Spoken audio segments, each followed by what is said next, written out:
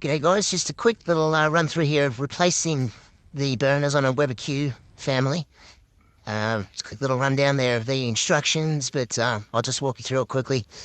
Um, as you can see, middle burners all burnt out and no good. So you just need a socket, 3/8 socket here, or just a flathead screwdriver will do just fine. You're just going to go start by just and doing those. Obviously make sure your gas is turned off. Shouldn't have to say that, but I will. Yeah, so undo these bolts and yeah, when you remove the burner, you need to just turn it 90 degrees, just like I'm doing there. Just support it, and it slips straight out. Super simple.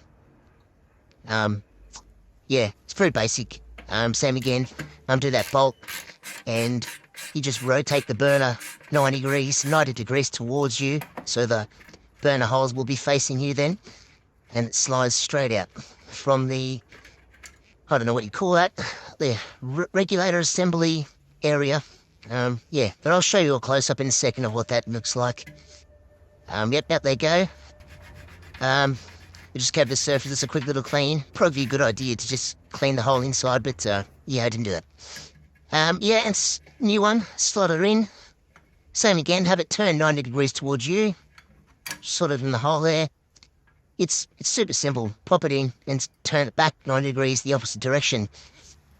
And bolt her up. Oh yeah, and the kit comes with two new bolts too. I'll give you the part numbers. The part numbers will be in the description anyway. Yeah, I spoke to Weber Australia for ordering this. It was super simple. I'll put the phone number there as well. They were helpful, and I think the part came out to me within maybe 3 days.